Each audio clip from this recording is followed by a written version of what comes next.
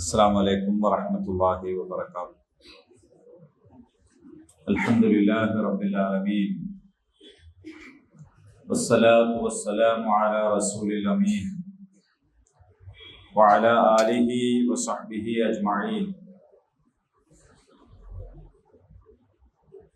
أعوذ بالله من الشيطان الرجيم.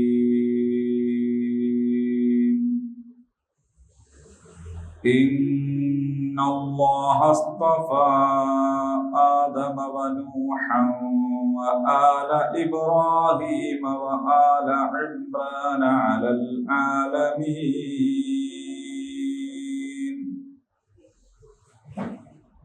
ذرية بعضها من بعض والله سميع عليم. صدق الله العظيم. സൂറ ആലു ഇമ്രാനിലെ 32ാമത്തെ ആയത്താണ് നമ്മൾ കഴിഞ്ഞ ക്ലാസ്സിൽ പഠിച്ചത്. ഖുൽ അത്തിഉല്ലാഹ് വറസൂൽ, പറയുക അല്ലാഹുവിനെയും അവന്റെ ദൂതനെയും നിങ്ങൾ അനുസരിക്കുക.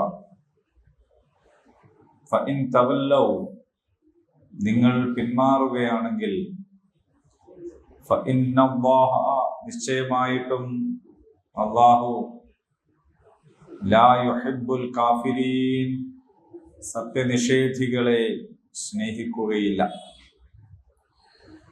അത് നമ്മൾ വിശദീകരിച്ചു. മനസ്സിലായ സ്ഥിതിക്ക് എല്ലാവരും അള്ളാഹുവിനെ അനുസരിക്കുന്നവരായി തീർന്നിട്ടുണ്ടാവും എന്ന് വിചാരിക്കുകയാണ്. അങ്ങനെ വിചാരിക്കല്ലേ പറ്റുള്ളൂ. അതൊന്നുമില്ല. മനസ്സിലാവലൊക്കെ മനസ്സിലാക്കണേ. പിന്നെ അത് അനുസരിക്കണ കാര്യം അത് നമുക്ക് പിന്നെ ആലോചിക്കാം എന്ന് വെക്കുകയാണെങ്കിൽ നഷ്ടാണ്. ഖുർആൻ ക്ലാസ് നമുക്ക് അനുകൂലമായ സാക്ഷ്യം ആയിത്തീരണം. അതുകൊണ്ട് ശീലങ്ങളും പരമ്പരാഗതമായ നമ്മുടെ രീതികളും അവലംബിക്കുക എന്നതിനപ്പുറത്ത് പരിശുദ്ധ ദീനുൽ ഇസ്ലാം അള്ളാഹു നമുക്ക് അയച്ചു തന്നിട്ടുള്ള ജീവിത വ്യവസ്ഥയാണ് എന്ന ബോധ്യത്തോടെ ഖുർആനിലും സുന്നത്തിലും നമുക്ക് അറിയിച്ചു തന്നിട്ടുള്ള കൽപ്പനകളെ പാലിക്കാൻ നമ്മൾ പരിശ്രമിക്കണം എന്ന് ഒരിക്കൽ കൂടി ഓർമ്മിപ്പിക്കുകയാണ്.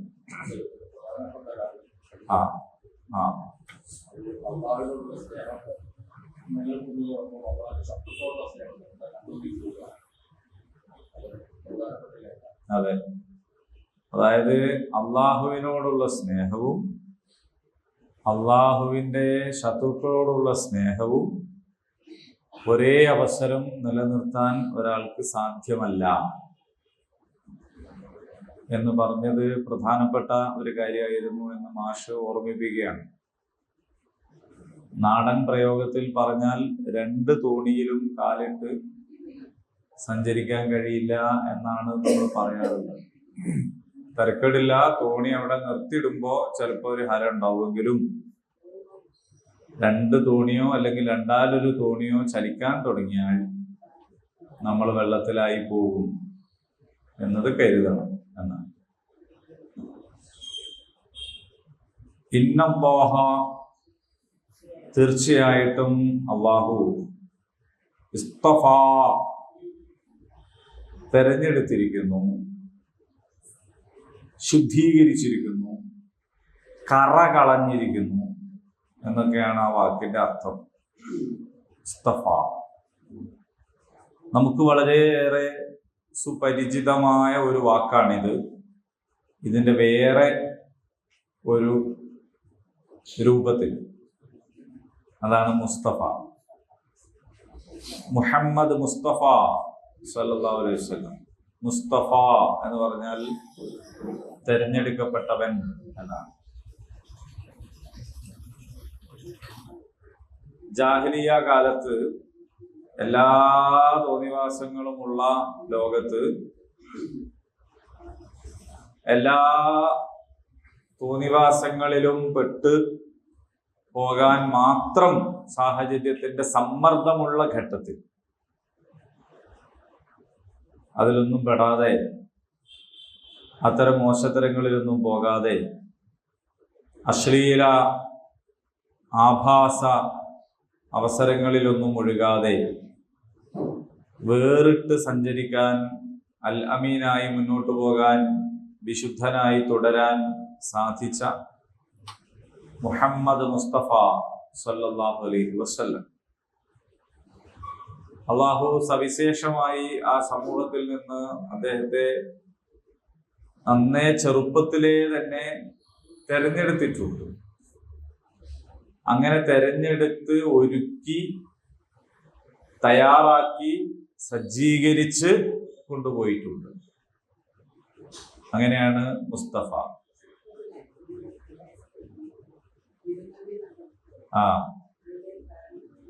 അതൊക്കെ ഉണ്ടായിട്ടുണ്ട്.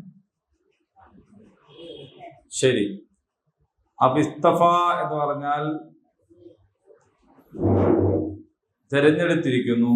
ആദം അർത്ഥം പറയേണ്ട കാര്യമില്ല, ആദമന്നെ അലൈഹിസ്സലാം.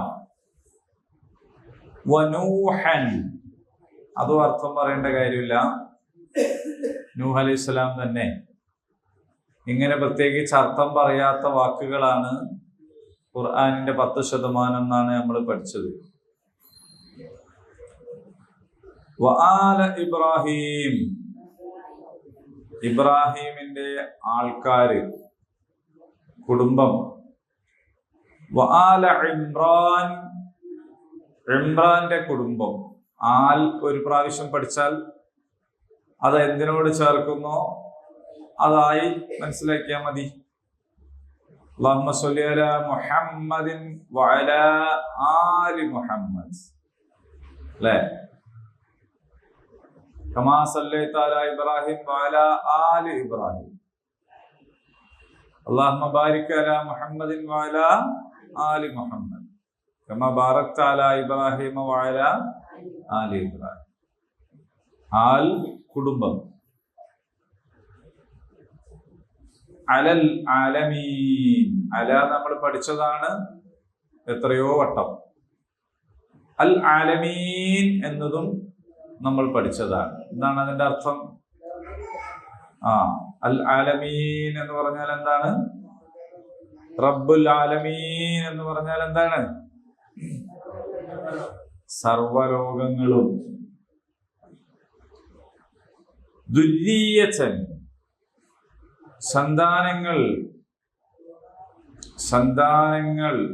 ദുര്രിയത്ത്, റബ്ബനാ ഹബ് ലനാ മിൻ അസ്വാജിനാ വ ദുര്രിയാതിനാ ഖുറത അയ്നിൻ വജഅൽനാ ലിൽ മുത്തഖീന ഇമാമാ. കൺകുളിർമ ഉണ്ടാകണമേ ഇണകളിൽ നിന്നും സന്താനങ്ങളിൽ നിന്നും എന്ന പ്രാർത്ഥന മുഅ്മിനീങ്ങൾ നിരന്തരമായി തുടർന്നുകൊണ്ടിരിക്കേണ്ടുന്ന ഒരു ദുആയാണ്. ദുര്രിയത്തൻ, കാരണം സന്താനങ്ങളെ നമുക്ക് തിരഞ്ഞെടുക്കാൻ പറ്റൂലല്ലോ. നല്ല മരുവളാട്ടോ എന്ന് നമുക്ക് വേണമെങ്കിൽ പറയാം. കാരണം നമുക്ക് സെലക്ട് ചെയ്യാൻ അവകാശം ഉണ്ടല്ലോ. മരുക്കളെ നമുക്ക് തിരഞ്ഞെടുക്കാലോ.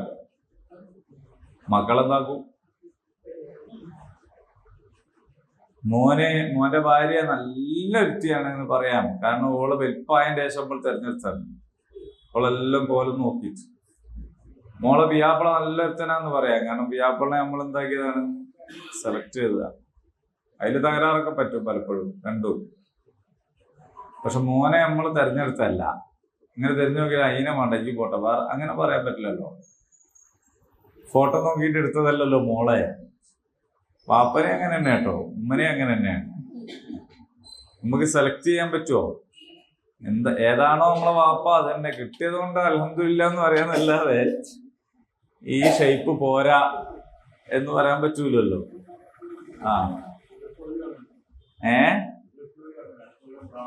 അങ്ങനൊക്കെ വിചാരിക്കണവരുണ്ട്.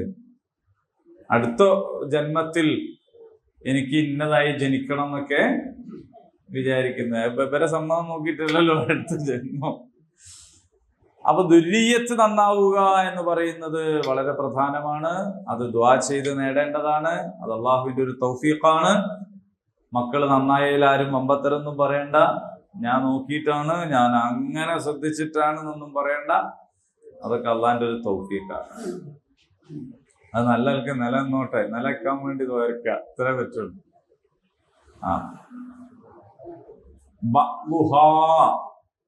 അവരിൽ ചിലർ, മിൻ ബഅദ് ചിലരിൽ നിന്ന്, വല്ലാഹു സമീഉൻ അലീം, സമീഉ കേൾക്കുന്നവനാണ്, അലീം അറിയുന്നവനാണ്. ഇത്രയുമാണ് ഈ കാര്യം. സൂറ ആൽ ഇംറാനിന്റെ തുടക്കത്തിൽ ഞാനൊരു കാര്യം പ്രത്യേകം പറഞ്ഞിട്ടുണ്ടായിരുന്നു. അതെന്താണെന്ന് ചോദിച്ചിട്ട് ഇപ്പോ നിങ്ങളെ വിഷമിപ്പിക്കുന്നില്ല. നിങ്ങൾക്ക് എല്ലാവർക്കും നല്ല ഓർമ്മ ഉണ്ടാവും എന്ന് വിചാരിച്ചിട്ട് ഞാൻ പറയാതിരിക്കുന്നുമില്ല. ഞാൻ ഒന്നുകൂടി പറയാം. നിങ്ങൾ ഓർമ്മ ഉള്ള പോലെ ഇങ്ങനെ ഇരുന്നാ മതി. അതെന്താന്ന് ചോദിച്ചാല്, നജ്റാനിലെ ക്രൈസ്തവരായ ആളുകൾ, നജ്റാൻ എന്ന് പറയുന്ന ഒരു പ്രദേശം ഉണ്ടായിരുന്നു, ഇപ്പോഴുണ്ട്. ആ പ്രദേശത്ത് അന്ന് ക്രൈസ്തവരായ ആളുകളായിരുന്നു കൂടുതൽ ഉണ്ടായിരുന്നത്. നജ്റാനിൽ ജോലി ചെയ്യുന്നവരൊക്കെ ഉണ്ടല്ലോ ഇപ്പോഴും. ഞാൻ അല്ലല്ല, നസ്രാണി എന്ന് പറയുന്നത് ക്രിസ്ത്യാനികളെ പറയുന്ന പേരാണ്. അല്ലല്ല, ഒന്നല്ല.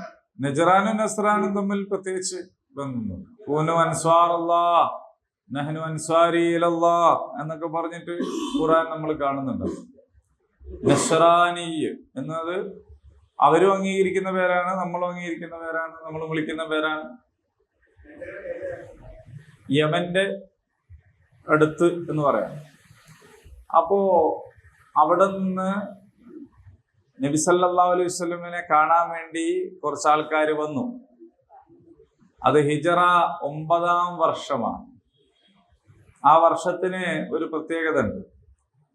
അതെന്താന്ന് ചോദിച്ചാൽ നിവേദക സംഘങ്ങളുടെ വർഷം എന്നാണ് അത് അറിയപ്പെടുന്നത്.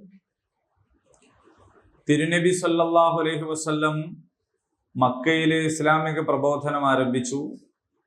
രഹസ്യമായിട്ട്, പിന്നീട് പരസ്യമായിട്ട്. അപ്പോൾ എതിർപ്പുകൾ ഉണ്ടായി.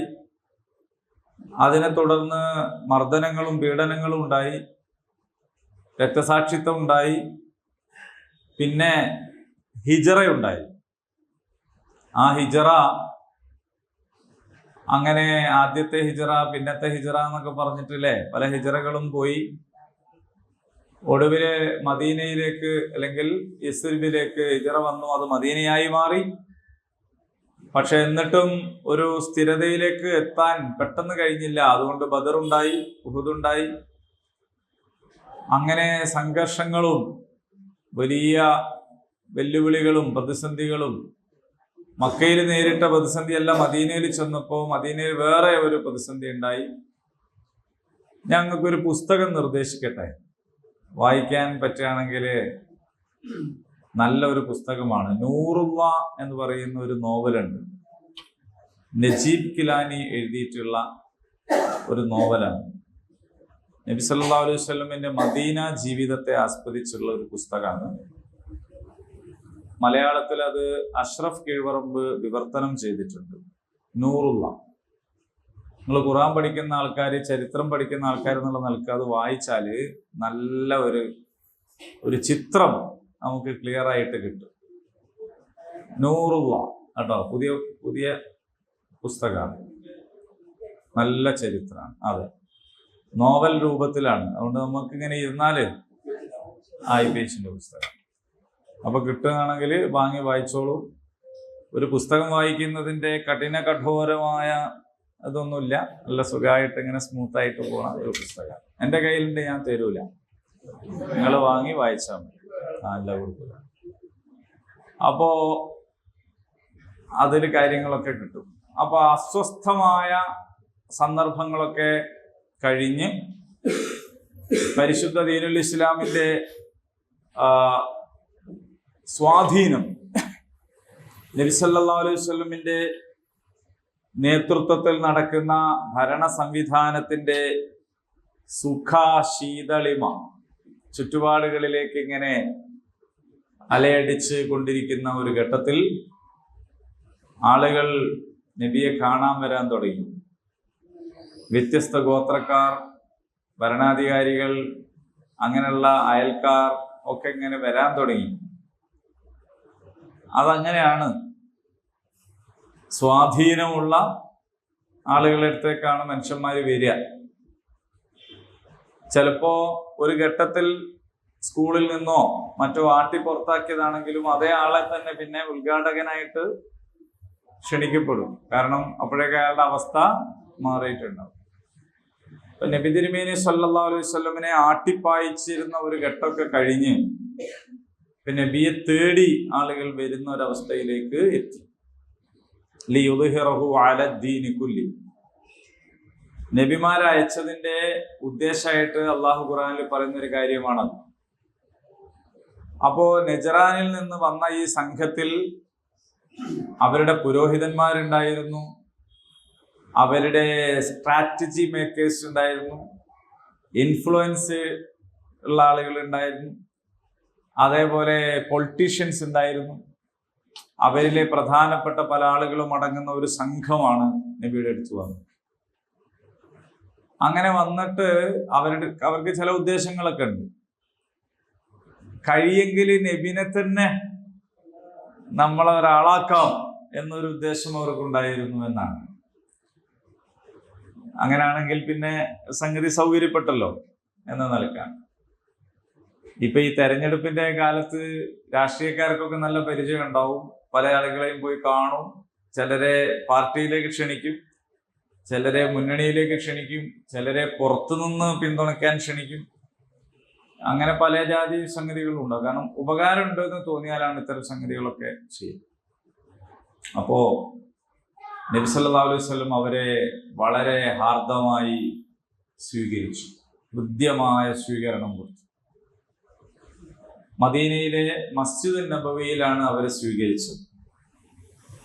അവർക്ക് നല്ല വിശ്രമവും നല്ല ഭക്ഷണവും ഒക്കെ കൊടുത്ത് അവരെ നന്നായിട്ട് സ്വീകരിച്ചു. അപ്പൊ അങ്ങനെ സ്വീകരിച്ച് അതിനിടയിലാണ് അവർക്ക് പ്രാർത്ഥിക്കാൻ നേരായപ്പോ അവരെ അസ്വസ്ഥപ്പെട്ടതും അവരോട് അവിടെ തന്നെ പ്രാർത്ഥിച്ചോളാൻ പറഞ്ഞു എന്നൊക്കെ പറയുന്ന സംഭവമൊക്കെ അവിടെ നിന്നാണ് ഉണ്ടായത്.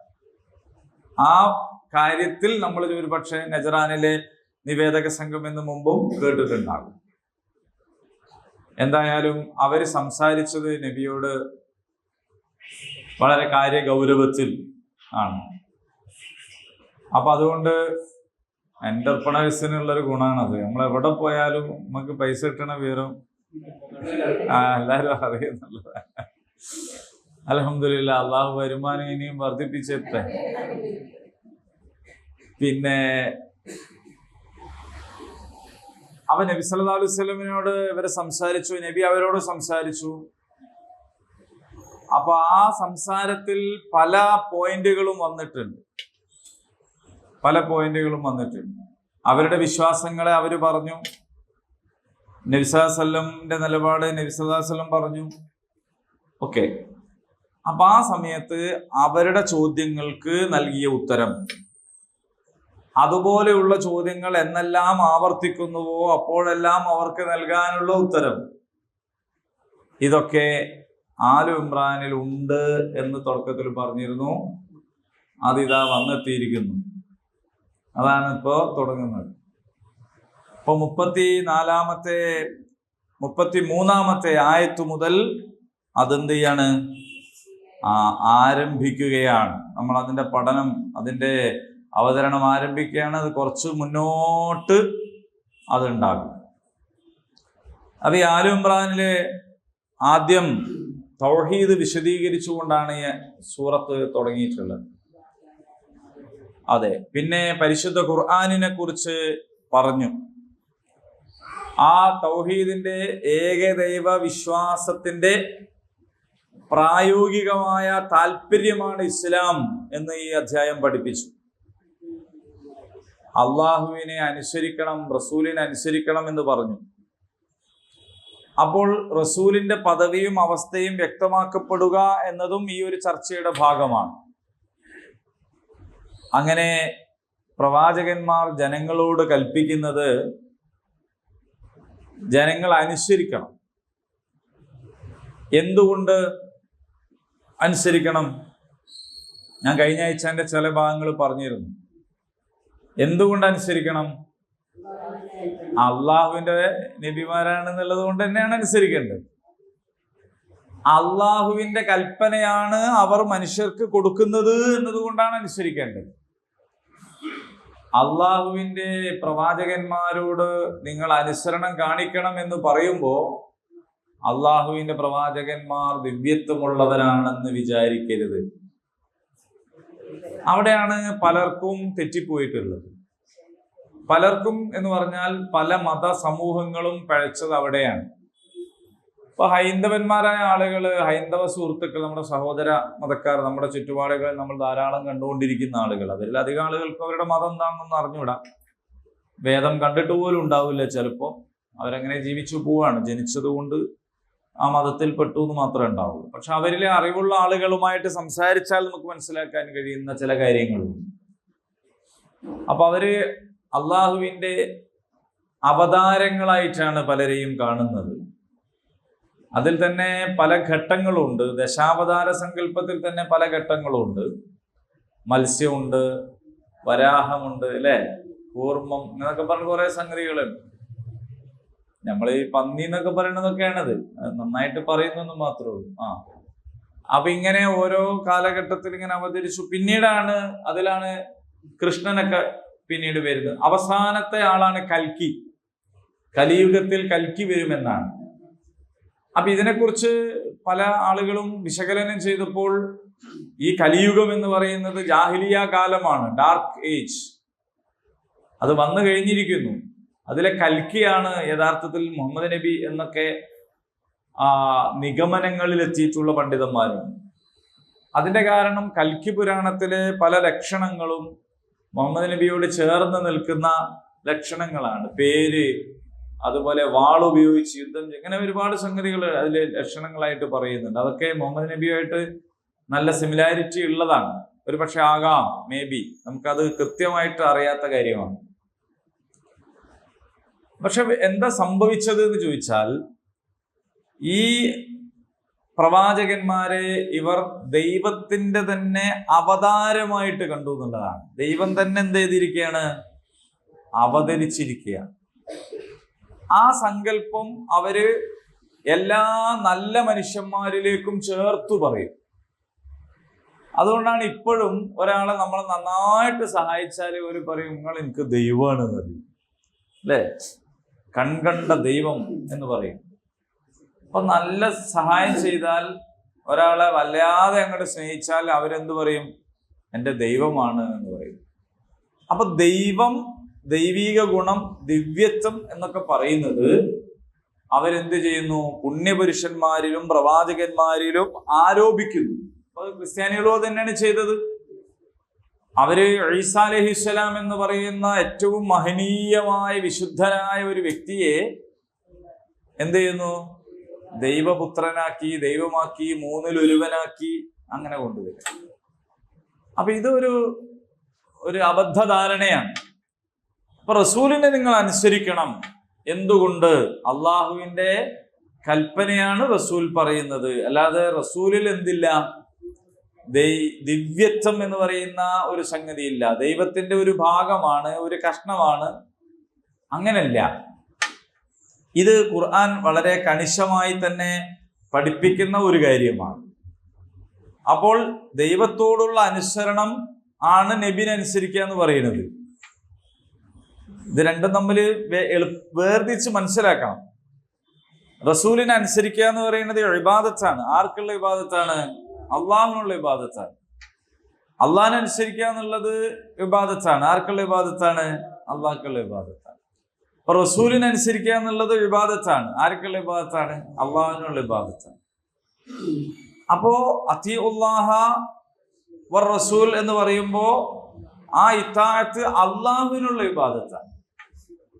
ഇപ്പൊ റസൂലിനെ അനുസരിക്കുമ്പോൾ അത് റസൂലിനുള്ള ഇബാദത്തല്ല. എന്തുകൊണ്ടല്ല എന്ന് ചോദിച്ചാൽ അള്ളാഹുവിന്റെ കൽപ്പനയാണ് റസൂൽ കൽപ്പിക്കുന്നത് എന്നതിനാലാണ് അനുസരിക്കുന്നത് എന്നതുകൊണ്ടാണ്. ഇനി അവിടുന്ന് ഒരാൾ മാറി റസൂല് എന്ന നിലക്ക് അല്ലെങ്കിൽ മുഹമ്മദ് എന്നുള്ള നിലക്ക് ആരെങ്കിലും അള്ളാന്റെ കൽപ്പന എന്നുള്ള നിലക്കല്ല, അതൊരു പുണ്യപുരുഷനാണ് എന്ന നിലക്ക് ആണ് അനുസരിക്കുന്നതെങ്കിൽ അത് ആർക്കുള്ള ഇബാദത്താവും? റസൂലുള്ള ഇബാദത്താവും. അപ്പൊ അത് ശിർക്കാവും. അതിപ്പോ റസൂലായിട്ട് വെച്ച് പറയുമ്പോൾ നമുക്ക് കൺഫ്യൂഷൻ ആവും. ഉമ്മനായിട്ട് വെച്ച് പറയാം, അതാ നല്ലത്. ഒരാൾ ഉമ്മനനുസരിക്കുമ്പോൾ അത് അള്ളാഹ്ക്കുള്ള ഇബാദത്താണ്. കാരണം എന്താണ്? വഖദാ റബ്ബുക അല്ലാ തഅബുദു ഇല്ലാ ഇയ്യാഹു വബിൽ വാലിദൈനി ഇഹ്സാന, അള്ളാഹ് പറഞ്ഞതാണ് അനുസരിക്കുക. പക്ഷെ അള്ളാഹ് പറഞ്ഞതൊക്കെ അടക്കട്ടെ, ഞാനിപ്പോ എന്റെ ഉമ്മനാണ് അനുസരിക്കുന്നത് എന്ന് വെച്ചാൽ അത് ഉമ്മാക്കുള്ള ഇബാദത്താവും. അപ്പൊ അത് ശിർക്കാവും. അപ്പൊ ഉമ്മാനെ അനുസരിക്കുന്നത് തന്നെ അള്ളാഹ്ക്കുള്ള ഇബാദത്താവുന്ന അനുസരണമുണ്ട്, ശിർക്കാവുന്ന അനുസരണമുണ്ട്. കാരണം എന്താന്ന് വെച്ചാല് അള്ളാഹുവിന്റെ കൽപ്പനക്ക് അനുസൃതമായിട്ട് ഉമ്മാനെ അനുസരിക്കുമ്പോഴാണ് അത് അള്ളാഹ്ക്കുള്ള ഇബാദത്താവുക. ഇത് ഈ സൂക്തത്തിൽ പറയുന്നത് എന്തിനാന്ന് ചോദിച്ചാൽ മഹാനായ ഈസാ അലൈഹിസ്സലാമിനോടുണ്ടായിരുന്ന ഇവരുടെ സമീപനം എന്ത് എന്ന് വ്യക്തമാക്കാനും അത് തിരുത്താനും വേണ്ടിയിട്ടാണ് ഇത് പറയുന്നത്. അപ്പൊ ഇവിടെ തുടങ്ങിയത് തന്നെ തെരഞ്ഞെടുത്തു എന്ന് പറഞ്ഞിട്ടാണ്. ഞാൻ പറഞ്ഞല്ലോ, തെരഞ്ഞെടുപ്പ് അത്രയും ഉള്ളൊരു അന്തരീക്ഷത്തിലാണ് നബിയെ തെരഞ്ഞെടുപ്പ്.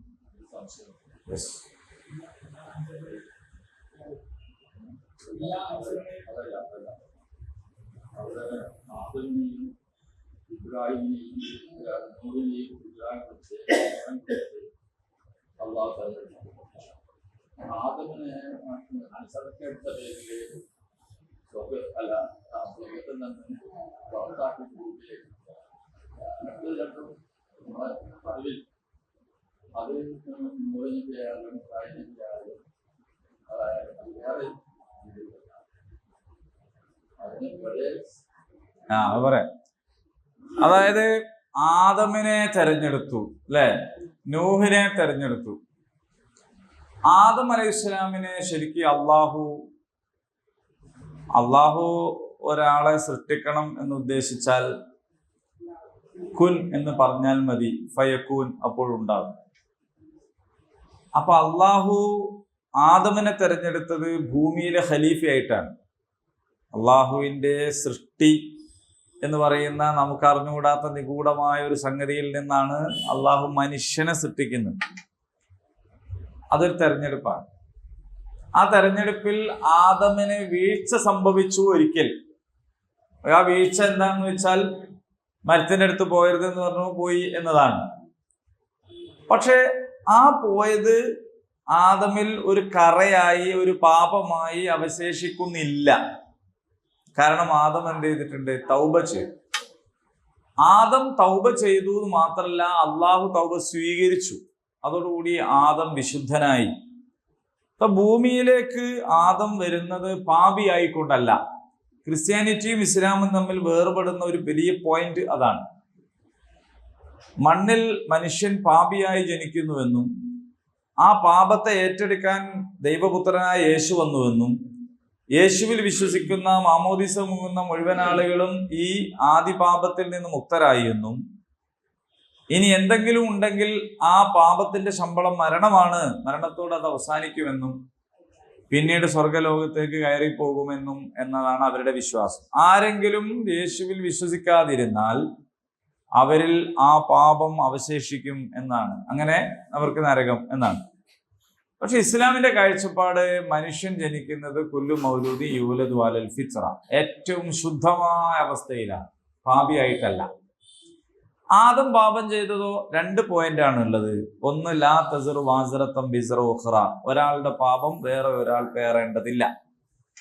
രണ്ടാമത്തെ പോയിന്റ്, ആദം തന്നെയും പാപിയായിട്ടല്ല ഭൂമിയിലേക്ക് വന്നത്, അള്ളാഹു തൗബ സ്വീകരിച്ച് വിശുദ്ധനായിക്കൊണ്ടാണ് വന്നത്. അപ്പോൾ ആ മരത്തിന്റെ അടുത്ത് പോയത് കൊണ്ടല്ലേ വന്നത്? പോയത് കൊണ്ടല്ല വന്നത്. ആ മരത്തിന്റെ അടുത്ത് പോണതിന് മുന്നേ അള്ളാഹ് പറഞ്ഞത് ഇന്നീ ജാഇലുൻ ഫിൽ അർളി ഖലീഫ, ഭൂമിയിലേക്ക് വേണ്ടിയിട്ട് എന്നാണ്. അപ്പൊ ആ മരത്തിന്റെ അടുത്ത് പോയാലും പോയില്ലെങ്കിലൊക്കെ ആദം നബി എങ്ങോട്ട് വരേണ്ടതാണ്? ഭൂമിയിലേക്ക് വരേണ്ടത്. അതേപോലെ ശൈത്താന്റെ പ്രാർത്ഥനയുണ്ട്. ആ ശൈത്താന്റെ പ്രാർത്ഥനയിൽ എനിക്ക് ലോകാവസാനം വരെ ആയുസ് തരണേ എന്ന് പറയുന്നുണ്ട്. അപ്പോ അള്ളാഹു ആ പ്രാർത്ഥന സ്വീകരിച്ചു എന്ന് നമ്മൾ വിചാരിക്കരുത്. അള്ളാഹു പ്രാർത്ഥന സ്വീകരിക്കല്ല ചെയ്തത്. ഇന്നക ലമുന്ദരി, നീ ലോകാവസാനം വരെ ആയുസ് നൽകപ്പെട്ടവനാണ് എന്ന് പറയാണ്. എന്ന് പറഞ്ഞാൽ അതിപ്പോ ഈ ചോദിച്ചില്ലെങ്കിലും അങ്ങനെ ആദ്യം തീരുമാനിച്ചതാണ്, അത് തിരുത്തുന്നില്ല എന്ന് മാത്രമേ ഉള്ളൂ. അപ്പൊ ആദം അലൈഹിസ്സലാമിനെ തെരഞ്ഞെടുത്തു എന്ന് പറയാൻ ഒരു കാരണം ഇവിടെ വേറെ കിടക്കുന്നുണ്ട്. ഇവിടെ പറയാൻ, അത് ഞാൻ പറയാം, അതിലേക്ക് നമുക്ക് വരാം. അതായത് ആദ്യകാലം മുതൽ തന്നെ ഉണ്ട് പുണ്യപുരുഷന്മാരും പ്രവാചകന്മാരും. ഇതൊരു പോയിന്റാണ്. ഇപ്പോ മദീനയിൽ ഉണ്ടായിരുന്ന ക്രൈസ്തവരുമായിട്ടാണല്ലോ ഈ സംസാരം. ഈസാ നബിയെ കുറിച്ചാണല്ലോ അവർ പറയുന്നത്. അല്ല, ഈസാ നബിയുടെയും മൂസാ നബിയുടെയും ഒക്കെ മുമ്പേ ഒന്നാമത്തെ മനുഷ്യൻ തന്നെ, ആദി പിതാവ് തന്നെ എന്തായിരുന്നു? നബിയായിരുന്നു. ആദ്യ പിതാവിനെ തന്നെ അള്ളാഹു നബിയായിട്ട് തെരഞ്ഞെടുത്തിട്ടുണ്ട്. അപ്പൊ ആദം നബി, ഇബ്രാഹിം നബി, നൂഹ് നബി, മുഹമ്മദ് നബി, ഇങ്ങനെ നബിമാർക്കിടയിൽ ലാ നുഫർരിഖു ബൈന അഹദിൻ മിർ റസൂലി, ഒരു റസൂലിനും ഇടയിൽ വിവേചനം കാണിക്കാൻ പാടില്ല. എല്ലാവരും വിശുദ്ധരായ നബിമാർ. അപ്പൊ മനുഷ്യൻ ഭൂമിയിലേക്ക് നിയോഗിക്കപ്പെട്ട ആളാണ് ആദം നബി. ഒന്നാമത്തെ ആളാണ് ആദം നബി. ഒരു കാരണവശാലും ഭൂമിയിലേക്ക് വരുന്നത് പാപിയായിക്കൊണ്ടല്ല, ആദം നബി വിശുദ്ധനായിക്കൊണ്ടാണ്. പിന്നെ അതിന്റെ മുമ്പ് ഉണ്ടായിട്ടുള്ള ആ സംഭവം ഉണ്ടല്ലോ, ആ സംഭവത്തിന് വേറെ പല ഹിക്മത്തുകളും ഉണ്ട്. പിന്നെ ആ ഹിക്മത്ത് നമുക്കറിയാവുന്ന കുറെ സംഗതി ഉണ്ട്, നമുക്ക് അറിയാത്തതുമുണ്ട്. അപ്പൊ അതവിടെ നടന്ന ഒരു ട്രെയിനിങ്, ഒരു കോഴ്സായിട്ട് കണ്ടാൽ മതി. അള്ളാഹു പാപം പുറത്തു കൊടുത്തിട്ട് വിശുദ്ധനായിട്ടാണ് ഭൂമിയിലേക്ക് വന്നത്. അപ്പൊ അതുകൊണ്ട് ഒരു ഡിഫക്റ്റ് അതിലില്ല എന്നർത്ഥം. അപ്പൊ ആദം കഴിഞ്ഞിട്ട് പിന്നെ പറയണത് നൂഹാണ്. ആദമിന്റെയും നൂഹിന്റെയും ഇടയിൽ വേറെ നബിമാർ ഇല്ലാത്തത് കൊണ്ടല്ല. ആദമിന്റെയും നൂഹിന്റെയും ഇടയിൽ വേറെയും നബിമാരുണ്ട്.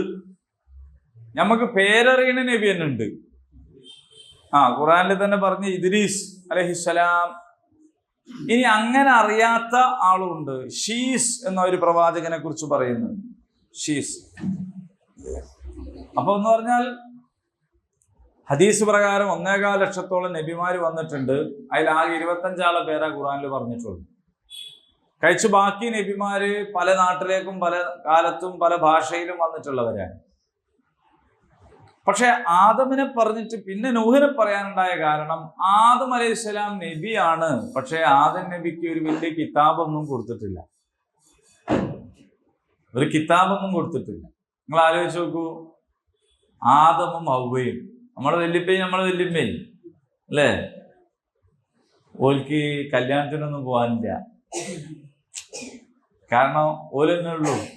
വേറെ ആരെങ്കിലും ഉണ്ടോ? വേറെ ആരുമില്ല. പിന്നെ അദ്ദേഹത്തിന്റെ മക്കളും, വാപ്പയമ്മയും കുറച്ച് മക്കളും. കുറച്ച് മക്കൾ ഇങ്ങനെ 3 മക്കളോ? അല്ല, കുറച്ച് മക്കള്. അപ്പൊ ആ മക്കള് അവരുടെ മക്കള്, പിന്നെ അവരുടെ മക്കള്, അങ്ങനെയുള്ള ഒരു വലിയൊരു കൂട്ടുകുടുംബം, അത്രേ ഉള്ളൂ. അപ്പൊ അവർക്കിടയിൽ പരസ്പരം ഉള്ള ഇടപാടുകൾ, അതുപോലെ തന്നെ ബാക്കി കാര്യങ്ങൾ, ഇതിനൊക്കെ വലിയൊരു കിതാബിൻ്റെ ഒന്നും ആവശ്യമില്ല. അള്ളാഹു ഇങ്ങനെ പറഞ്ഞു കൊടുക്കും. അപ്പൊ അങ്ങനെയാണ് ഹാബീലിനോട് ആരെ കല്യാണം കഴിക്കണം എന്ന് പറഞ്ഞു, ഹാബീലിനോട് ആരെ കല്യാണം കഴിക്കണം എന്ന് പറഞ്ഞു. അവിടെ തന്നെ 4 മക്കളായില്ലേ. പിന്നെ എന്താ ടീച്ചറുടെ പ്രശ്നം? 2 ആണോ 1 പെണ്ണാണെങ്കിലുണ്ടോ തർക്കത്തിന്റെ പ്രശ്നം? അത് എവിടെ ഒന്ന് ഒരു സാധനം മാറിപ്പോയത്, അത് റെഡി. വേറെ മക്കളുണ്ട്. അപ്പൊ അതില് പിന്നെ ഞാൻ പറഞ്ഞു വന്നത് ഇത്രേ ഉള്ളൂ. ഒരു വലിയ കിതാബ്, ഒരു വലിയ ഭരണ സംഭവം ഒന്നും വേണ്ടിയില്ല. ഒരു കുടുംബമാണ്, ഇങ്ങനെ ലോകം മുഴുവനുമാണ്. അപ്പൊ അതിലും ഇലയൊക്കെ പറിച്ചിട്ട് നല്ല ഡ്രസ്സൊക്കെ ഉണ്ടാക്കി അങ്ങനെയുള്ള ഒരു രീതിയാണ്. അപ്പൊ നമ്മൾ പീടികയിൽ പോകുമ്പോ ലിസ്റ്റ് തയ്യാറാക്കി കൊടുക്കുന്ന ഒരു രീതി ഉണ്ടായിരുന്നു മുമ്പ്, അല്ലേ? ഒരാൾ മീൻ വാങ്ങാൻ വേണ്ടി മാത്രം പോവുകയാണെങ്കിൽ ഒരു ലിസ്റ്റ് തയ്യാറാക്കി മീന് അങ്ങനെ എഴുതി കൊടുക്കേണ്ട ആവശ്യമില്ല. അത് പിന്നെ അങ്ങനത്തെ ആളാണെങ്കിൽ എഴുതി കൊടുക്കേണ്ടി വരും. അങ്ങനത്തെ ആളും ഉണ്ടാവും, സാധാരണ ആൾക്ക് വേണ്ടിയില്ല. പക്ഷെ ലിസ്റ്റ് തയ്യാറാക്കേണ്ടി വരിക കുറേയേറെ കാര്യങ്ങൾ ഉണ്ടാകുമ്പോ അങ്ങനെ പറഞ്ഞാൽ പോരാ, ലിസ്റ്റ് മറന്നുപോകും. ചില ആണുങ്ങളൊക്കെ ഓർമ്മ ഉണ്ടെങ്കിലും ചിലത് വാങ്ങൂല. എന്തിനാലോ പിന്നെ ഏൽപ്പിക്കാണ്ടിരിക്കാൻ വേണ്ടിയിട്ടാണ്. അത് നിങ്ങൾക്ക് തിരിഞ്ഞാൽ മതി. മൂപ്പരോട് പറഞ്ഞിട്ട് കാര്യമില്ല, മൂപ്പര് പറയണമൊന്നും കൊണ്ടുവരൂല, മൂപ്പർക്ക് ഓർമ്മ ഉണ്ടാവൂല എന്നൊക്കെ പറഞ്ഞു കിട്ടിയാൽ പിന്നെ ഏൽപ്പിക്കൂല. അപ്പൊ അങ്ങനത്തെ കുറെ പ്രശ്നങ്ങളുണ്ട്. അപ്പൊ അതൊക്കെ നിങ്ങൾ തന്നെ കരുതുക, നിങ്ങൾ വേണ്ട പോലെ ഇപ്പൊ ചെയ്യുമ്പോലൊക്കെ ചെയ്താൽ മതി. അതിനൊക്കെ പല പണിയുണ്ട് ഇപ്പോ. അപ്പോ നൂഹ് നബിന്റെ കാലമായപ്പോഴേക്ക് ജനങ്ങൾ പെരുകി, മനസ്സിലായില്ലേ? കുടുംബങ്ങൾ വ്യത്യസ്തമായി, അതൊരു സമൂഹം എന്നുള്ള നിലയിലേക്ക് വന്നു. അപ്പൊ ഒരു സമൂഹം എന്നുള്ള നിലയിലേക്ക് വന്നപ്പോ അവർക്കൊരു നിയമം, ഒരു ശരീഅത്ത് ഒക്കെ ആവശ്യമായി വന്നു. ആദം നബിന്റെ മക്കൾ എന്ന് പറഞ്ഞാല് ഒരു പ്രസവത്തിലുള്ള ആണ് വേറെ പ്രസവത്തിലുള്ള പെണ്ണിനെ കല്യാണം കഴിക്കുക, അങ്ങനെയാണ് പറഞ്ഞത്. അതാണ് ഈ ഖാബീൽ എന്താക്കിയത്, തെറ്റിക്കാൻ മെനക്കെടുത്ത്. അപ്പൊ യഥാർത്ഥത്തില് പിന്നെ നൂഹ് നബിന്റെ കാലമായപ്പോഴേക്ക് പിന്നെ അത് പറ്റൂല. കാരണം എന്താണ്, ആളുകൾ പറയുന്നുണ്ട് മറ്റേത് അങ്ങനെ അല്ലാതെ കഴിയില്ലല്ലോ. അപ്പം ശരീഅത്ത് മാറ്റം വരും, ശരീഅത്തിൽ പുതിയ സംഗതികൾ. അങ്ങനെ ഒരു സമൂഹത്തിലേക്ക് എന്ന് പറഞ്ഞിട്ട് വന്ന ഒന്നാമത്തെ നബിയാണ് നൂഹ് നബി. അപ്പൊ ആ പേരാണ് പിന്നെ ഇവിടെ പറയുന്നത്. ഒന്ന് ആദം. ആദമിനെ പ്രത്യേകം പറയാനുള്ള കാര്യം ആയത്ത് വേറെ വരുന്നുണ്ട്, എന്നാൽ ഞാനത് പറഞ്ഞേക്കാം. ഈസാ നബിക്ക് വാപ്പല്ല എന്നുള്ള കാരണത്താലാണ് ഈസാ നബി പടച്ചോന്റെ മോനാണെന്ന് ഇവര് പറയുന്നത്. അപ്പൊ അള്ളാഹ് പറയണത് ആദം നബിക്ക് വാപ്പയില്ല ഉമ്മയില്ല. അപ്പൊ എന്നാ പിന്നെ ഈസാ നബിനെക്കാട്ടിലും പടച്ചോനാണ്ട് ആരാള്?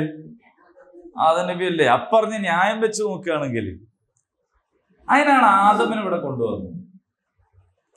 അള്ളാഹു ഈസാ നബിയെ തെരഞ്ഞെടുത്തു, അത് ഇവർ പറയുന്നുണ്ട്. പക്ഷേ തുടക്കം എവിടുന്നാണ്? ആദമിൽ നിന്നാണ്. അപ്പൊ ആദമിനെ തെരഞ്ഞെടുത്തു. ആദമിന് വാപ്പയില്ല ഉമ്മയില്ല. നൂഹിനെ തെരഞ്ഞെടുത്തു. നൂഹ് ഒരു സമൂഹത്തിലേക്ക് വന്ന ഒന്നാമത്തെ ദൂതനായിരുന്നു. പിന്നെ പറയുന്നത് ഇബ്രാഹിം അലൈഹിസ്സലാമിനെയാണ്. പക്ഷെ ഇബ്രാഹിം നബിനെ ഒറ്റ പേരിലല്ല പറയുന്നത്, ആലു ഇബ്രാഹിം എന്നാണ്. ഈ ആലു ഇബ്രാഹിം എന്ന് പറഞ്ഞു കഴിഞ്ഞാൽ ഇബ്രാഹിമിന്റെ കുടുംബം. അപ്പൊ അതില് ആരൊക്കെ ഉൾപ്പെടും? ഇസ്ഹാഖ് നബിയും ഇസ്മായിൽ നബിയും.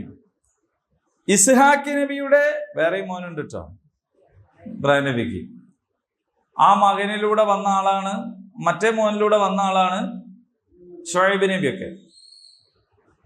അപ്പൊ ഇസ്ഹാഖിലൂടെയും ഇസ്മായിലൂടെയും അല്ലാതെ ആണെന്തായത് ഷുഐബ് നബി ഉണ്ടാകുന്നത്. അപ്പോ ഹാജറും സാറയും അല്ലാതെ വേറെ ഒരു ഭാര്യയുണ്ട്, ഖത്തൂറ എന്ന പേരിലൊരു ഭാര്യയുണ്ട്. അപ്പോ ഇതൊക്കെ എന്താ ഇയാൾ പറയുന്നത് എന്ന് വിചാരിക്കേണ്ട, ഇതൊക്കെ കിതാബിലുള്ളതാണ്. ഞാനായിട്ട് മേഡ് ചെയ്യുന്നില്ല. നമ്മൾ ചിലപ്പോൾ ശ്രദ്ധിച്ചിട്ടുണ്ടാവില്ല, നമ്മൾ മനസ്സിലാക്കിയിട്ടുണ്ടാവില്ല എന്ന് മാത്രമേ. ഇപ്പോ ഇബ്രാഹിമിന്റെ കുടുംബം എന്ന് പറയുന്നതോടുകൂടി ഈ നബിമാരെല്ലാവരും അതിൽപ്പെട്ടു. ഏത് നബിമാര്? ഇസ്ഹാഖ് നബിന്റെ മക്കൾ, ഇസ്രായേൽ നബിയുടെ മക്കൾ. ഇസ്രായേൽ നബിക്ക് 12 മക്കൾ. അപ്പൊ ബനു ഇസ്രായേൽ എന്ന് പറയുന്ന ആ സമൂഹം മൊത്തം അതിൽപ്പെട്ടു. പിന്നെ ഇസ്മായിൽ നബിയുടേത് എന്ന് പറയുമ്പോ എന്താ, ഇസ്മായിലരൊക്കെ അതിൽപ്പെട്ടു. അപ്പൊ അതുകൊണ്ടാണ് അബുൽ അംബിയ എന്ന് ആരെ പറ്റി പറയുന്നത്? ഇബ്രാഹിം നബിനെ പറ്റി പറയുന്നത്. കാരണം ഇബ്രാഹിം നബിക്ക് ശേഷം വന്ന ഈ പേരറിയുന്ന നബിമാരൊക്കെ എന്താണ്, ഇവരുമായിട്ടുള്ള മിംബാദ്, ബഅദുഹാ മിംബാദ് എന്ന് പറഞ്ഞല്ലോ. അവർ തമ്മിൽ എന്താണ്, പല നിരക്കുമുള്ള ബന്ധങ്ങൾ, കുടുംബങ്ങൾ, വംശം, അങ്ങനെയൊക്കെ പറയുന്ന സംഗതികളുണ്ട്. അപ്പൊ ആലു ഇബ്രാഹിം എന്ന് പറഞ്ഞാൽ അതിൽ പെട്ടു. പിന്നെ ആല ഇമ്രാൻ എന്ന് പറയുന്നത് എന്താണ്? അപ്പൊ ഇബ്രാഹിം നബീന്റെ ഈ പരമ്പരയിൽ അതും പെടും. പക്ഷേ ഇവിടെ ഇപ്പോ സംസാരിക്കുന്നത് ഈസാ അലൈഹിസ്സലാമിനെ പറ്റിയാണല്ലോ. അപ്പൊ ഈസാ നബിയുടെ ഉമ്മ മറിയമിന്റെ ഉപ്പയാണ് ഇമ്രാൻ. ഇമ്രാൻ ഇബ്നു മാത്താൻ, മാത്താന്റെ മകൻ ഇമ്രാൻ. ആ ഇമ്രാന്റെ ഭാര്യ ഹന്ന. അപ്പൊ ഇമ്രാന്റെയും ഹന്നയുടെയും മകളായിട്ടാണ് മറിയം. ആ മറിയമിന്റെ മകനെ കുറിച്ചാണ് നിങ്ങളിപ്പോ പറഞ്ഞുകൊണ്ടിരിക്കുന്നത് എന്ന നിലക്കാണ് ആലു ഇമ്രാൻ എന്ന് പ്രത്യേകം പറഞ്ഞു. അപ്പൊ വേറെയുള്ള നബിമാരെ പേരൊന്നും ഇപ്പൊ അവിടെ പറഞ്ഞിട്ടില്ല. ഈ ഖുർആനിന്റെ ഒരു ശൈലി ഞാൻ എത്രയോ തവണ ആവർത്തിച്ചതാണ്, ഇനിയും പറയാം. ആവശ്യമുള്ളതേ പറയൂ, ഓരോ സമയത്തും പറയേണ്ടതേ പറയൂ. ചിലത് ആവർത്തിച്ചു വന്നതായിട്ട് നമുക്ക് കാണാം, അത് കേവലാവർത്തനമല്ല. അപ്പൊ ആദം നബി പിന്നെ മരത്തിന്റെ അടുത്ത് പോയത് ശൈത്താൻ, ഇത് പിന്നെ ഇതിന് പറയുന്നത് എന്താന്ന് വെച്ചാൽ, ഓരോ ഖുർആൻ എന്ന് പറയുന്നത് ലേഖനല്ല, പ്രഭാഷണമാണ്. അത് നിങ്ങൾക്ക് അറിയാം, കലാമല്ലേ. ആ സംസാരത്തിന്, ആ പ്രഭാഷണത്തിന് ഓരോ സ്ഥലത്തേക്കും പാകമായ ചരിത്ര സംഭവങ്ങൾ പറയുക എന്നതാണ്. ഖുർആൻ മാത്തമാറ്റിക്സ് പഠിപ്പിക്കുന്ന കിതാബല്ല, ഖുർആനിൽ മാത്തമാറ്റിക്സ് ഉണ്ട്. കെമിസ്ട്രി പഠിപ്പിക്കുന്ന കിതാബല്ല, കെമിസ്ട്രി അതിലുണ്ട്. മനസ്സിലായോ? ഖുർആൻ എന്താണെന്ന് വെച്ചാൽ ഹിദായത്തിനുള്ള കിതാബാണ്. അപ്പൊ ഒരാൾക്ക് സന്മാർഗം കിട്ടാൻ ആവശ്യമായ ചരിത്രങ്ങളും ന്യായങ്ങളും അതിന്റെ തെളിവുകളും അതുമായി ബന്ധപ്പെട്ട കാര്യങ്ങളുമാണ് ഖുർആനിൽ പറയാം. അപ്പൊ നൂഹ് നബിനെ പറഞ്ഞാൽ തന്നെ മതിയാവുന്നിടത്ത് പിന്നെ ഇദ്രീസ് നബിനെ പറയൂല. മനസ്സിലായോ? അപ്പോ ഓരോന്നിനും ഓരോ ഘട്ടങ്ങളും ഉണ്ടെന്ന് അർത്ഥം. അങ്ങനെയാണ് ഇവിടെ ആലു ഇമ്രാൻ.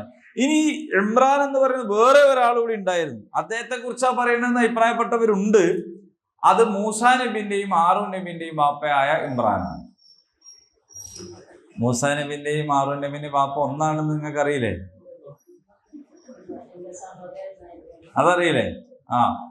എന്ന് പറഞ്ഞാൽ അപ്പൊ മൂസാ നബീനെ പെട്ടിയിൽ ഒഴുക്കിയിട്ടാണല്ലോ മൂസാ നബി വലുതായത്. അപ്പൊ ഹാറൂൻ നബീനെ ഒഴിക്കുക പെട്ടിയതാ? ഒഴിക്കണോ? അതെ,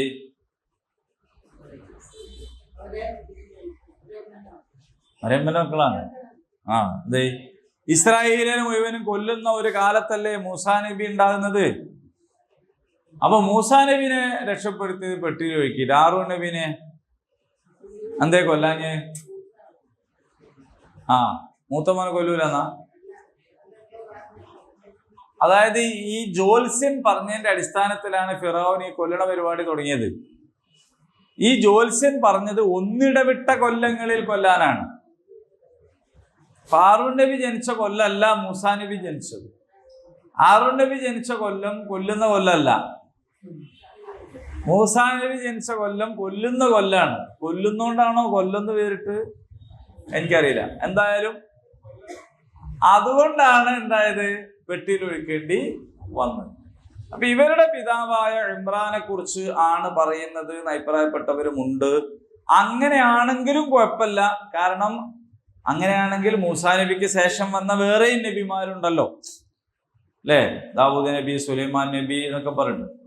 അപ്പൊ അവരെല്ലാവരുടെയും തെരഞ്ഞെടുപ്പുമായി ബന്ധപ്പെട്ട് ഈസാ നബി വരെ വന്ന് നിൽക്കുന്ന ഇസ്രായേൽ സമൂഹത്തിലെ ഇമ്രാന്റെ കുടുംബത്തിലെ അതിനെക്കുറിച്ചും ആകാം, അല്ലാഹു അലം. എന്തായാലും സന്ദർഭത്തിൽ ഇവിടെ നോക്കുമ്പോൾ നജറാനിലെ ക്രൈസ്തവരുമായിട്ടുള്ള സംസാരവും ഇനി വരാൻ പോകുന്നത് മറിയമിനെ കുറിച്ചും മറിയമിനെ പരിപാലിച്ച സക്കരിയയെ കുറിച്ചും ഒക്കെയാണ് എന്നതുകൊണ്ട് നമുക്ക് ഇതിനെ ഇങ്ങനെ മനസ്സിലാക്കാം എന്നർത്ഥം.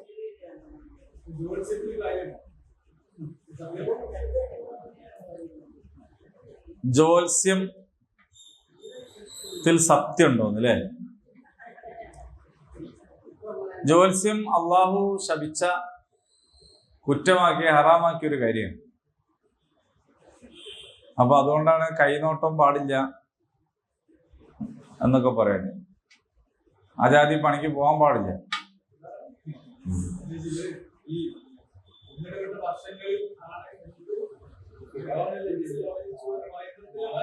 അതിനെന്താ കുഴപ്പം? ജ്യോത്സ്യൻ എന്താ പറഞ്ഞത്? മൂസാ നബിയല്ലേ വിശ്വസിച്ച്? ഫിറൗനാണ്. എങ്ങനെ?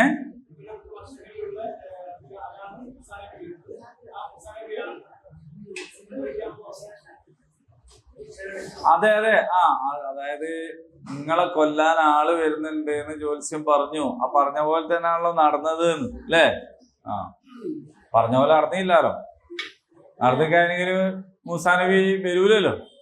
വരാണ്ടിരിക്കാനല്ലേ ഇപ്പൊ ഈ പറഞ്ഞു കൊടുത്തത്. മൂസാ നബി വരാണ്ടിരിക്കല്ലോ വേണ്ടി. ഇന്ന് മൂസാ നബി വരാണല്ലോ ചെയ്തത്. അത് കൺകെട്ടുകാരുടെയും ജാലവിദ്യക്കാരുടെയും പിന്നെ മാരണക്കാരുടെയും ജ്യോത്സ്യന്മാരുടെയും ഒരു കാലായിരുന്നു. ഇന്നത്തെ പോലല്ല. അവരുടെ ഒരു കാലം ആയിരുന്നു. അതുകൊണ്ടാണ് മൂസാ നബി എന്താക്കിയത്? കയറിട്ടിട്ട് പാമ്പാക്കിയത്, വടിയിട്ടിട്ട് പാമ്പാക്കിയതൊക്കെ അതിന് ആ മുജിസത്തോണ്ട് നേരിട്ട്. അതുകൊണ്ടാണ്. ശരി, എന്തായാലും പാടില്ലാത്ത കാര്യമാണത്. അങ്ങനെ മനസ്സിലാക്കുക.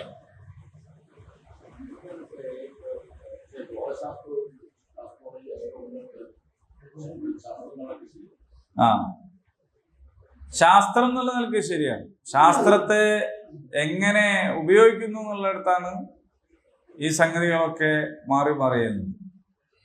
മനുഷ്യന്മാര് ചൊവ്വാഗ്രഹത്തിലേക്ക് പോകുമ്പോഴും ഇവിടെ ചൊവ്വാദോഷം പറഞ്ഞിട്ട് പെണ്ണെട്ടാണ്ടിരിക്കണ ഒരു സാഹചര്യമാണല്ലോ ഉള്ളത്. അപ്പൊ അത് ശാസ്ത്രവുമായിട്ട് അതിന് എത്രത്തോളാണ് ബന്ധം? പിന്നെ ശാസ്ത്രമാണെങ്കിൽ യഥാർത്ഥത്തിൽ സമുദായം നോക്കിയിട്ടല്ലല്ലോ ബന്ധം ഉണ്ടാകുക. ശാസ്ത്രം എന്ന് പറയുന്നത് എല്ലാവർക്കും ഒരേപോലെ ആവണ്ടേ? ശാസ്ത്രം എന്ന് പറഞ്ഞാൽ ശരിക്കും സുന്നത്തുള്ള എന്നല്ലേ? അള്ളാഹുവിന്റെ സുന്നത്തിനാണല്ലോ ഈ ശാസ്ത്രം എന്ന് പറയുന്നത്. ഫിസിക്സ്, ബയോളജി, കെമിസ്ട്രി, മാത്തമാറ്റിക്സ് ഇതൊക്കെ സുന്നത്തുള്ളതാണ്. 2 കൂട്ടിയ 4 എന്ന് പറയുന്ന സാധനത്തിന് മാറ്റല്ല. ലാ തബ്ദീല സുന്നത്തില്ല. അള്ളാഹുവിന്റെ സുന്നത്തിൽ മാറ്റല്ല. അതുകൊണ്ടാണ് എന്താകുന്നത്? പിന്നെ 2 കൂട്ടിയാൽ 4 തന്നെ ആവുള്ളൂ. അത് ഒരാൾ നായർ കൂട്ടിയാല് 4, മാപ്പിള കൂട്ടിയാൽ 3, അങ്ങനെ ഇല്ലല്ലോ. ഇല്ല. പക്ഷെ ഈ ജ്യോതിഷവും ഈ സംഗതികളും ഒക്കെ ഒരു വിഭാഗത്തിനാണ് ബാധിക്കുന്നത്, വേറെ വിഭാഗത്തിന് അത് ബാധിക്കുന്നില്ല അല്ലേ? കന്നിമൂല വിശ്വസിക്കണവനാണ് ഇടങ്ങാറാക്കുന്നത്. ബുർജ് ഖലീഫ ഉണ്ടാക്കുന്നിടത്ത് കന്നിമൂല പ്രശ്നമാകുന്നില്ല. അപ്പൊ ശാസ്ത്രമാണെങ്കിൽ ആ ശാസ്ത്രം നമ്മളെ നാട്ടിലെ നിർമ്മിതിക്ക് മാത്രമല്ലല്ലോ പ്രശ്നമുണ്ടേ, ലോകത്തെല്ലായിടത്തും ഉണ്ടാവണ്ടേ? ലോകത്തെല്ലായിടത്തും ചൊവ്വാദോഷം ഉണ്ടാകണ്ടേ? ലോകത്തെല്ലായിടത്തും പൂച്ച മറുകണ്ടം ചാടിയാല് സംഗതി മോശമാവണ്ടേ? ആവണ്ടേ? മോട്ടോർ സൈക്കിളിന്റെ മുകളിൽ പോകുന്നതിന് കറുത്ത പൂച്ച മറുകണ്ടം ചാടിയ പോകാൻ വീണു. അപ്പുറത്ത് വന്ദേ ഭാരത് എക്സ്പ്രസ് പോകുന്നുണ്ട്, പൂച്ച മറുകണ്ടം ചാടിയ പൂച്ച പോവാന്നല്ലാണ്ട്. അപ്പോ ഇത് ശാസ്ത്രം എന്ന് അതിന് അങ്ങനെ പറയാൻ പറ്റില്ല. അതേ സമയത്ത് ശാസ്ത്രീയമായിട്ടുള്ള അടിസ്ഥാനങ്ങൾ ഉണ്ടാകും. ആ അടിസ്ഥാനങ്ങളുടെ മേലാണ് എന്ത് സംഭവിക്കുന്നത്? അനാചാരങ്ങളും ദുരാചാരങ്ങളും ഒക്കെ കെട്ടിണ്ടാകുന്നത്. ഇപ്പൊ കൈരേഖ എന്ന് പറയുന്നത് നമ്മുടെ ജീവിതവുമായിട്ട് മൊത്തം ചെയ്തു വെച്ച പ്രോഗ്രാമുമായിട്ട് ഇതിന് ബന്ധമൊക്കെ ഉണ്ടാവാം ഉണ്ടല്ലോ നമ്മള്. കാരണം ഈ വെള്ളടയാളത്തെ കുറിച്ച് അത് തന്നെ പറയുന്നുണ്ടല്ലോ. അപ്പൊ നമ്മളുടെ മൊത്തം പ്രോഗ്രാമിങ്, ആ പ്രോഗ്രാമിങ്ങുമായിട്ട് നമ്മുടെ രേഖകൾക്കൊക്കെ ബന്ധമൊക്കെ ഉണ്ടാവാം. പക്ഷെ ആ രേഖ ഒരാൾ കണ്ടുപിടിച്ച് ഭാവിയൊക്കെ പറയാൻ നിൽക്കുക എന്ന് പറഞ്ഞാൽ അവിടെയാണ് അതിന്റെ പ്രശ്നം. ഓക്കെ, ഏതായാലും ഇമ്രാൻ കുടുംബം എന്ന് പറയുമ്പോൾ ഇവരൊക്കെ അതിൽ ഉൾപ്പെട്ടു. അലൽ ആലമീൻ. അപ്പൊ ഇവരെ അള്ളാഹു പ്രത്യേകം തെരഞ്ഞെടുത്തിരിക്കുന്നു. അങ്ങനെ പ്രത്യേകം തെരഞ്ഞെടുത്ത് ലോകർക്ക് മുമ്പിൽ ആയിട്ട്, ലോകത്തിനു മേൽ അവർക്ക് വേണ്ടിയാണ് ഈ തെരഞ്ഞെടുപ്പ്. ഈ തെരഞ്ഞെടുപ്പിനെ പറ്റി പറയുമ്പോൾ ഒക്കെ നമ്മൾ മനസ്സിലാക്കണം, ഈ ആല് ഇബ്രാഹിം എന്ന് പറഞ്ഞാലും ആല് മുഹമ്മദ് എന്നൊക്കെ പറഞ്ഞാലും അതൊരു കേവല രക്തബന്ധത്തിന്റെ അടിസ്ഥാനത്തിൽ ഉള്ള ഒരു വർഗീകരണമല്ല. കേവല രക്തബന്ധത്തിന്റെ അടിസ്ഥാനത്തിലുള്ള വർഗീകരണം ആണെങ്കിൽ അല്ലാഹുമ്മ സ്വല്ലി അലാ മുഹമ്മദിൻ വഅല ആലി മുഹമ്മദ്, ഈ ആല് മുഹമ്മദ് എന്ന് പറഞ്ഞാൽ അബൂലഹബ് പെടുവോ? കളാപ്പല്ലേ? പെടോ? ഇപ്പൊ ഇവിടെ തന്നെ പലതരം തങ്ങന്മാരില്ലേ.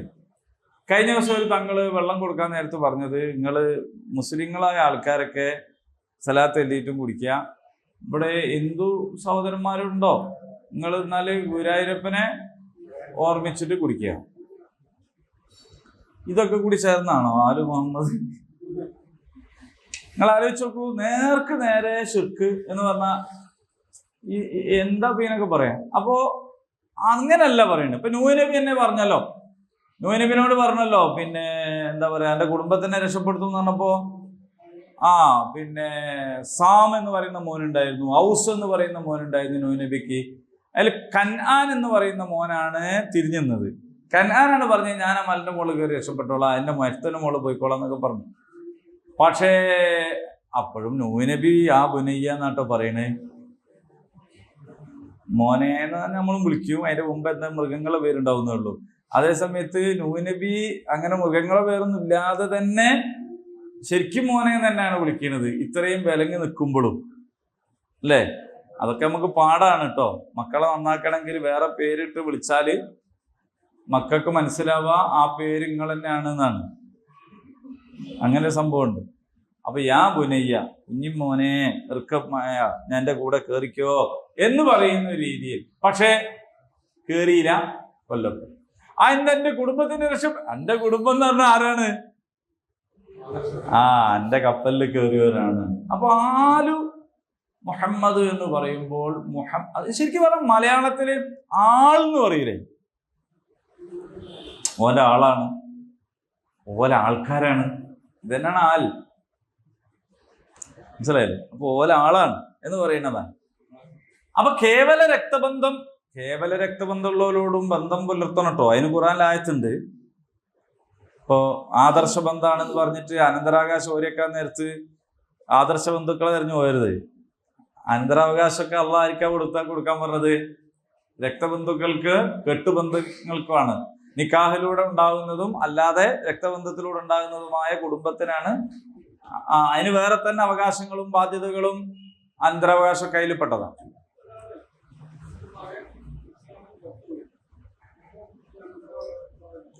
ഇല്ലാവൂല, ബാധകാവൂല എന്ന് പറഞ്ഞാൽ അതിപ്പോ ഏതുപോലെന്ന് വെച്ചാലേ ഈ പുറത്തു പോകലിന്റെ ഒരു അളവും തോതും സാഹചര്യവും ഒക്കെ അനുസരിച്ചാണത്. ചില ആൾക്കാരുടെ മോൻ പുറത്തു പോയതാണ് നാട്ടുകാർ അറിയുള്ളൂ, അപ്പൊ ആദ്യമേ പോയി ഉണ്ടാവും. പേര് കുഞ്ഞമ്മദ് എന്നാണ്, പള്ളിക്കലും വരുന്നുണ്ടെന്ന് ഉണ്ടാവുള്ളൂ. ഇർത്തിദാദ് ആർക്ക് സംഭവിച്ചിട്ടുണ്ടാവും? ആദ്യം തന്നെ അയാൾക്ക് സംഭവിച്ചിട്ടുണ്ടാവും. അപ്പൊ അത് ശരിക്ക് മുർത്തദ് മറ്റയാളുടേതോ ഇയാളുടേതോ തിരിച്ചോ അനന്തരം എടുക്കൂല എന്നാണ് അതിന്റെ ആ പൂർണ്ണമായ അവസ്ഥയില്. അപ്പൊ ആ അവസ്ഥയും കാര്യങ്ങളൊക്കെ പഠിച്ചിട്ടേ അതിനെപ്പറ്റി പറയാൻ കഴിയുള്ളൂ. എന്ത് തരം ഇർത്തിദാദാണെന്നൊക്കെ നോക്കണം. അപ്പോ അതൊക്കെ ആയിട്ട് ബന്ധപ്പെടുത്തിയിട്ട് അത് മനസ്സിലാക്കാൻ പറ്റുള്ളൂ എന്നർത്ഥം. ഏതായാലും പിന്നെ കുടുംബം എന്ന് പറയുന്നത് ആദർശപരമായ ഒരു ബന്ധം കൂടി ചേർത്തുകൊണ്ടാണ് എന്ന് മനസ്സിലാക്കണം. അതുകൊണ്ടാണ് ഇപ്പൊ ഇസ്രായേലിൽ തന്നെ ഇപ്പൊ ആലു ഇബ്രാഹിം എന്ന് പറഞ്ഞു, ഇസാഖ് നബിന്റെ മക്കള് എന്നിങ്ങനെ പറഞ്ഞിങ്ങനെ പോയ നെതന്യാഹു ഒക്കെ പയിൽപ്പെട്ടതല്ലേ അല്ലെ. അപ്പോ അത് വെറും ഒരു കബീല, ഒരു ഗോത്രം, ഒരു രക്തം അന്ന നിലക്കല്ല എന്ന് മനസ്സിലാക്കണം. അള്ളാഹു തെരഞ്ഞെടുത്തു, അവര് അങ്ങോട്ടും ഇങ്ങോട്ടും മക്കളാണ്. വല്ലാഹു സമീഉൻ അലീം. ഇതുകൂടി പറഞ്ഞിട്ട് നിർത്താം, എന്നിട്ട് ബാക്കി കാര്യങ്ങളിലേക്ക് അള്ളാഹു അനുഗ്രഹിച്ച അടുത്ത ആഴ്ച പോവാം. സമീആണ് അള്ളാഹു. നമ്മളും സമീഅല്ലേ, നമ്മളും കേൾക്കണം ചെയ്യും. അങ്ങനല്ല. അപ്പൊ എങ്ങനെയാ പിന്നെ നമ്മൾ കേൾക്കുന്നതും അള്ള കേൾക്കുന്നതും തമ്മിലുള്ള വ്യത്യാസം എന്താ? ഓരോന്ന് അക്കട്ട് പറയും. നമ്മൾ പറഞ്ഞാലേ കേൾക്കുള്ളൂ, അള്ള പറയാണ്ട് തന്നെ കേൾക്കും. അതെ, അത് മനസ്സിലുള്ളത് അറിയാന്ന് പറയുന്നത് വേറൊരു സംഗതിയല്ലേ. അള്ളാഹു അഅലം എന്ന് പറയാം, അത് അള്ളാന്റെ അറിവിനെ കുറിച്ചല്ല, കേൾവിനെ കുറിച്ച് പറയും. നമ്മളെ കേൾവിയും അള്ളാന്റെ കേൾവിയും തമ്മിലുള്ള വ്യത്യാസം എന്താ? മനസ്സുള്ളത് വിട്, മനസ്സിലുള്ളത് അള്ളാഹ്ക്ക് അറിയാന്നുള്ളത് അത് വേറൊരു സംഗതിയല്ലേ. കേൾവി എന്താണ്? കേൾവിക്ക് പരിധിയുണ്ട്. കൃത്യമായ ഡെസിബൽ ആണ് നമ്മുടെ കേൾവിയുടെ പരിധി. ഈ കേൾവിന്റെ അളവാണ് ഡെസിബൽ എന്ന് പറയുന്നത്. 1.5 കിലോ കേൾവി എന്നൊന്നും പറയാൻ പറ്റൂലല്ലോ, 2 മീറ്റർ കേൾവി എന്നും പറയാൻ പറ്റും. കേൾവി ഡെസിബൽ അനുസരിച്ച്. അപ്പോ ആ നിശ്ചിതമായ അളവിന്റെ താഴെ ഉള്ളത് നമ്മൾ കേൾക്കൂല, മേലുള്ളതും കേൾക്കൂല. അങ്ങനെയുള്ള എന്തോ ഒരു വിമാനല്ലേ ഒച്ച വെക്കാത്ത? സൂപ്പർ സോണിക്ക. ശബ്ദത്തേക്കാൾ വേഗം എത്തുന്നത്. പേര് തെറ്റിയാൽ പേരേ തെറ്റുള്ളൂ, അങ്ങനെ സാധനം ഉണ്ട് കേട്ടോ. അപ്പൊ അത് നമ്മൾ കേൾക്കൂല. ഭൂമി തിരിയണ ഒച്ച നമ്മൾ കേൾക്കൂല, കാരണം അത് ആ പരിധിനേക്കാളും കൂടുതലാണ്. അപ്പോ അള്ളാഹുവിന് അങ്ങനെ ഇല്ല, ചെറുതും കേൾക്കും. ഇനി അള്ളാഹു എങ്ങാനും നമ്മക്ക് അങ്ങനെ ഒരു കഴിവ് തന്നാൽ അതിൻ്റെ താഴെയുള്ളൂ നമ്മൾ കേൾക്കൂ. ഉറുമ്പുകൾ പറഞ്ഞത് സുലൈമാൻ നബി കേട്ടൊക്കെ ചെയ്യില്ലേ? അതാണ്. അപ്പൊ ഉറുമ്പുകൾ പറയുന്നത് മനസ്സിലായില്ലേ? അപ്പൊ നമ്മൾ ഈ മിണ്ടാപ്രാണി പറയണ എന്തിനായിട്ടിരിക്കണേ? അതുപോലും മിണ്ടണത് നമ്മ കേൾക്കൂല. ശരിക്കും ആ പ്രാണിന്റെ കുഴപ്പമല്ലത്, മിണ്ടാപ്രാണി മിണ്ടെന്നൊക്കെ ഉണ്ട്, നമ്മക്ക് തിരിയണില്ല. നമ്മക്ക് തിരിയാൻ ഞാൻ പിന്നെ ഇല്ല എന്നാണ്. അതുകൊണ്ടാണ്. ശരി, അള്ളാഹുവിന് അങ്ങനെ പരിധികളില്ല. എത്ര ചെറുതും കേൾക്കൂ, എത്ര കേൾക്കും. പിന്നെ ഒന്നുകൂടി പറയും, വേഗം പറയും. നമ്മളെ കേൾവി അള്ളാഹിന്റെ കേൾവിയും തമ്മിലുള്ള വ്യത്യാസം. നെക്സ്റ്റ്, കഴിഞ്ഞ എത്ര ഉള്ളൂ? പറയ്, നിങ്ങൾ പറഞ്ഞു നോക്കിയാലല്ലേ ഉള്ളൂ, അല്ലാണ്ട് ഞാൻ കേൾക്കൂലല്ലോ. എന്താണ്? Very good. അത് നല്ലൊരു സംഗതിയാണ്. അതായത് ഇതൊന്നും ഉണ്ടാക്ക്, ഞാൻ ഫോൺ ചെയ്യട്ടെ, കേൾക്കണില്ല എന്ന് പറയില്ലേ നമ്മള്? പറയില്ലേ?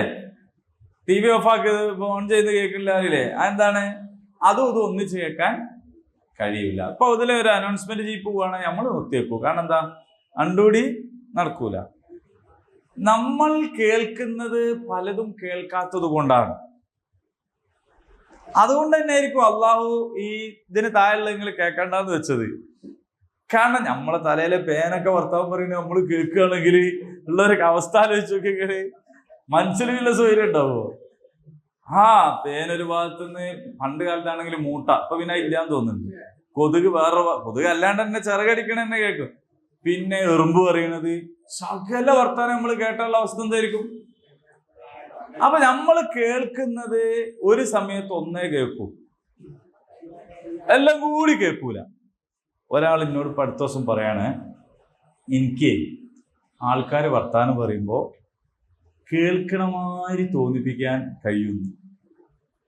ഓൽക്ക് തോന്നുന്നു ഞാൻ കേൾക്കണുണ്ട് എന്ന്, പക്ഷെ ഞാൻ ഒന്നും കേൾക്കില്ല. പക്ഷെ എനിക്ക് അങ്ങനെ കഴിയും. പിന്നെ എനിക്ക് ആരോട് എന്തോ പറയാൻ തോന്നും. ഇപ്പൊ ഈ ക്ലാസ്സിൽ ചില ആൾക്കാർ ഇരിക്കുന്നുണ്ടല്ലോ, ഞാൻ അങ്ങനെ വിചാരിക്കോ ഇയാളിതെല്ലാം കേൾക്കണുണ്ട്, അയാളെല്ലാം കേട്ട് വളരെ സാമർത്ഥ്യത്തിൽ ഇരുന്ന് ഇങ്ങനെ കേൾക്കണമായിരുന്നു. അപ്പൊ അങ്ങനെ ഉണ്ടാവുമല്ലോ. പിന്നെ നിങ്ങളെ പറ്റിയല്ല, അങ്ങനെയുള്ള ആൾക്കാർ.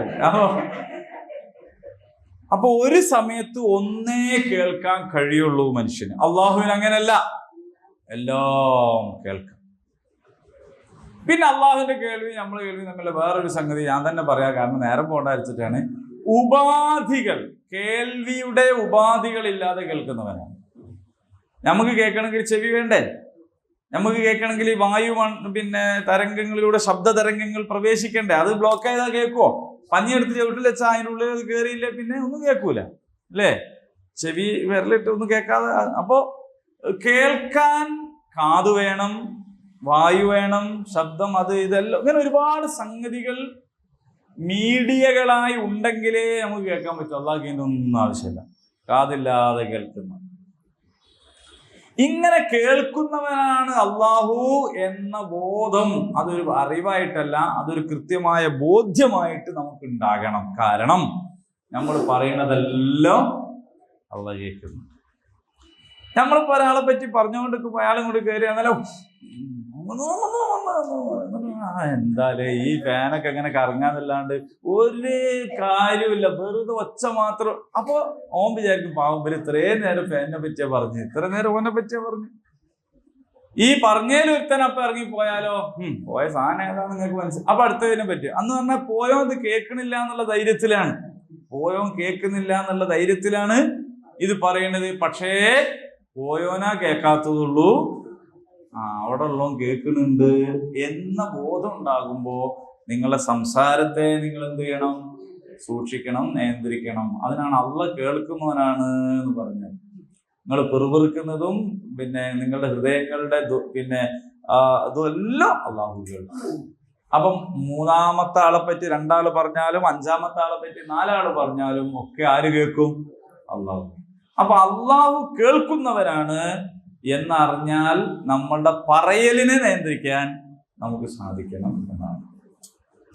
അപ്പൊ ഇവിടെ പറഞ്ഞതിനുള്ള ഉദ്ദേശം വേറെയാണ്, പ്രത്യേകമായ ഉദ്ദേശമുണ്ട്. അതിലേക്ക് ഇൻഷാ അല്ലാഹ് നമുക്ക് അടുത്ത ക്ലാസ്സുകളിൽ പോകാം. ഇത് ഖാലത്ത് ഇംറാന റബ്ബി ഇന്നി നദർതു ലക മാ ഫീ ബത്നി എന്ന് പറഞ്ഞിട്ട് ആയത്ത് തുടരുകയാണ്. അള്ളാഹു ഉപകാരപ്രദമായ വിജ്ഞാനത്തെ നമുക്ക് വർദ്ധിപ്പിച്ചെരുമാറാകട്ടെ. ഉപകാരമില്ലാത്ത അറിവിൽ നിന്നും ശമനമില്ലാത്ത രോഗങ്ങളിൽ നിന്നും അള്ളാഹു നമ്മളെ കാത്തു രക്ഷിക്കുമാറാകട്ടെ. اللهم ربنا تقبل منا إنك أنت السميع العليم وتب علينا إنك أنت التواب الرحيم. ربنا آتنا في الدنيا حسنة وفي الآخرة حسنة وقنا عذاب النار. آمين. الحمد لله رب العالمين. السلام عليكم ورحمة الله وبركاته.